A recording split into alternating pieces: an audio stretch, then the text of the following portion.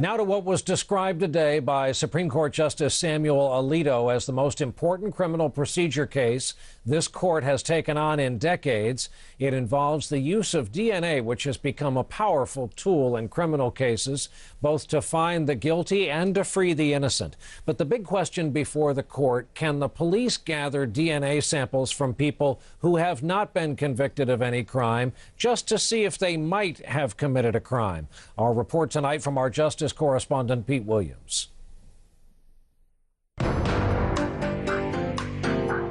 It's a staple of police dramas. Cold case in Sacramento and New York ran DNA from rape kits 10 years ago. 4 years ago, Maryland police took a DNA sample from Alonzo King when they arrested him on a gun charge, rubbing a cotton swab inside his cheek like this, then submitting his DNA profile to a national database. It found a match with DNA from an unsolved rape and robbery 6 years earlier.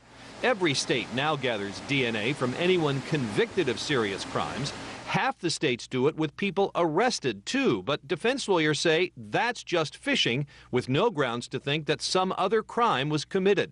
In the DNA sample, there's a lot of medical information concerning the individual, about the individual's genetic heritage, about the people that they are related to. But the mother of Katie Sepich, a college student raped and murdered in 2003, says her daughter's killer could have been caught soon. DNA on file when he was arrested for an earlier crime.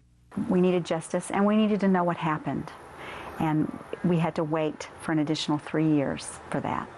Some justices today seem to side with the police. Justice Alito said DNA taken from someone arrested is merely the fingerprint of the 21st century. Justice Breyer said DNA is more accurate and it's less intrusive to swab a cheek than to roll all 10 fingers for a set of prints. But others, including Chief Justice Roberts, asked, what are the limits? Could you get DNA from anybody pulled over for a traffic stop?